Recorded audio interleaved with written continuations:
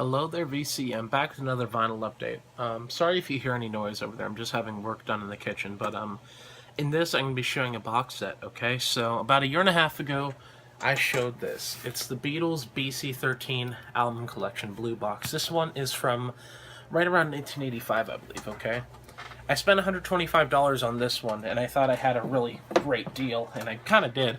But I found this one just the other day online for $100, so I picked it up too. This is another blue box, and this is even earlier. This is 1980, okay? And two of the albums in here, Beatles for Sale and the White Album, are kind of weird pressings that kind of just don't fit in this box. So I'll show those because I'm going to show the entire box. I got this for, like I said, for $100. It's actually not in too bad a condition. Like there was a little tear here that I glued. It's not that noticeable, and the bottom is what mainly has the most damage. You could just see little nicks and stuff at the bottom, but that's all just very minor. So I'm going to show each of the albums now, and then when I get to the Beatles for Sale and White Album, I'll probably show those in a little more detail. Of course, you get all the Beatles stereo catalog. Please please me.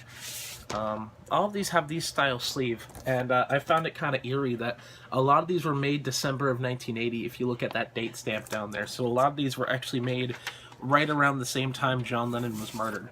Okay, so I think that's scary. Not scary, but I just think it's very, you know, kind of unique, I guess, because there was only 1 month where that could have been undone, obviously. But, yeah, most of the discs, with the exception of, I'd say, Rubber Soul and Abbey Road are near mint. Rubber Soul and Abbey Road are more along the lines of VG Plus to Excellent. Those ones have been played. So, with the Beatles. And like I said, this box is 5 years earlier than my box that I have. This one's October of 1980 production. These all have little date stamps at the bottom that EMI was doing at the time of production. Like I said, I'm sorry if there's any noise that you guys may hear going on. It's just there's work being done in the kitchen right now. And then A Hard Day's Night. This one has a weird printing error, okay, where it's like a little stripe going down of it missing ink. That's not a big deal. It doesn't take away from it too much. This one was produced January of 1981, so I'm guessing this is probably an 81 box, actually. So yeah, I'm taking back what I said before. This is probably an 81 box, because I haven't really gone through this box set in all too much detail, okay? So this is an 81. I know this is the latest sleeve I saw, so 81. This is where it got a little weird for the pressing. This is Beatles for Sale, okay? If any of you guys have a blue box, you know that these pressings are generally unlaminated. This copy of Beatles for Sale is laminated, okay? And I got it from the original owner. And he's insisting this is how it came, because I wrote him back after I got it. I'm like, well, these ones are laminated. He's like, yeah, that's how it came when I got it. So that's kind of a weird little quirk to it, because this might have been a new old stock copy from 75 they had laying around, because I am like 98% sure this could have been made right around 75. But the sleeve says November 80. If any of you guys have any info, if they were still laminating some of these albums, even almost into the 80s, please let me know, because this and the White Album are the only laminated ones. And on my 85 box, none of the albums are laminated at all. They're just the regular finish. So I thought that was very interesting. And then you get Help. Once again, I'm emphasizing these aren't laminated. They have like a kind of semi-gloss, but that's just because it's kind of like shiny paper. And I know that doesn't really make too much sense. This one is also from December of 1980. So yeah, that's kind of a weird quirk going for this box, that a lot of these albums were produced the same month and year that Lennon was killed. So that's definitely kind of unique going for it. This is Rubber Soul, and I'll show the disc on this one too, just because, like I said, this is where it starts losing kind of quality, I guess. This is the only album in Abbey Road that have not as near mint quality. January of 81, you see the date stamp there. Side 1 is just about near mint, but side 2, on what goes on, there is a noticeable, very noticeable scuff. You'll probably catch that in the light. It's pretty noticeable. And when I played it, the needle was you can't feel it, but the needle was making a sound when it hit that. That's kind of a shame, but I want to have this box set. Originally, I bought it just to flip. I'm not going to lie. I wanted to resell it for more because I already have a box, and this was radically cheap. But I kind of want to use it as my play box and to keep my other one near mint. This is Revolver. So now I could have one to play and one to keep near mint. This one's also January of '81 for the date stamp. You get Revolver. Let's put this back. Sergeant Pepper is next. That has the insert and everything. So just give me a second. Sergeant Pepper.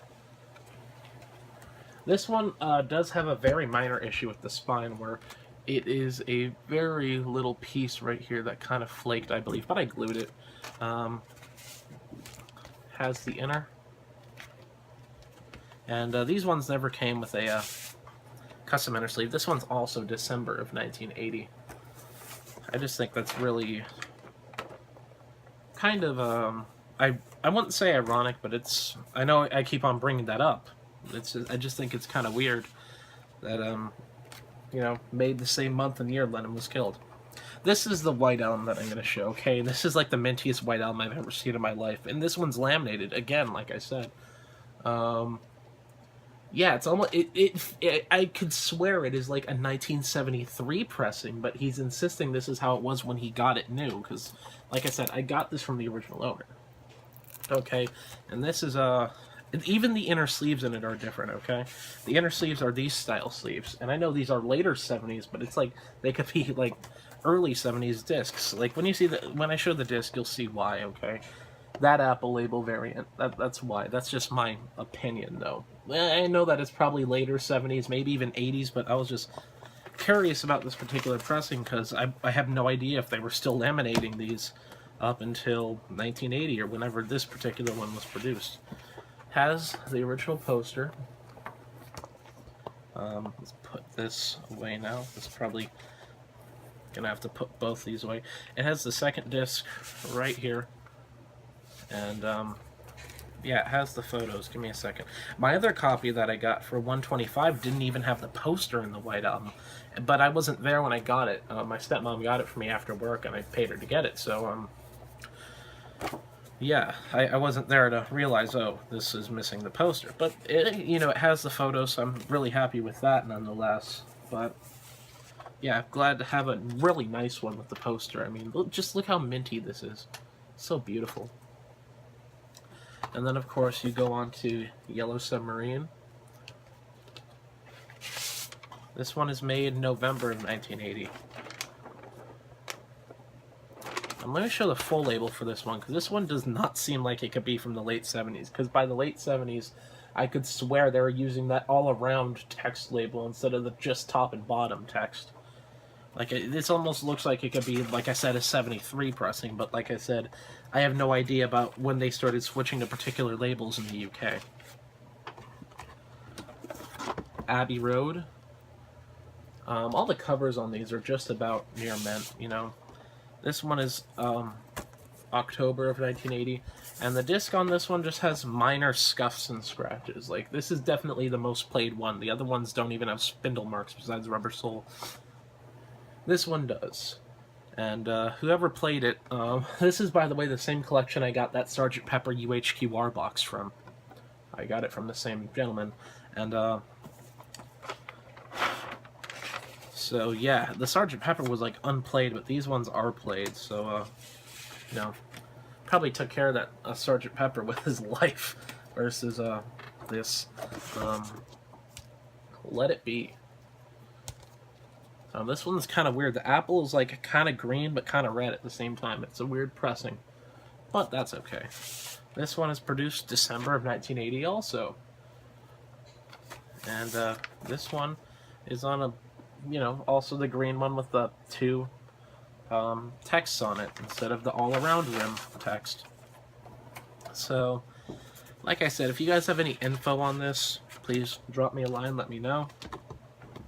And final disc, of course, rarities.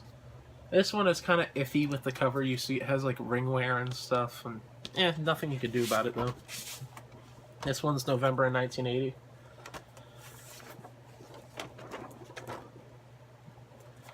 So yeah, that's my latest blue box find. I'm gonna show some more things that aren't records, so if you just give me a second, I will grab them. So now I'd like to show a few non-record items, and these are all Beatles related, so I guess this is strictly a Beatles vinyl update. Here's the first one. It's a Beatles Help Lunchbox that was given to me.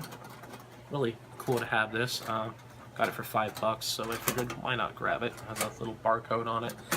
Probably not going to use it, just going to have it for display. The second one is a vintage magazine that was given to me by one of my mom's coworkers.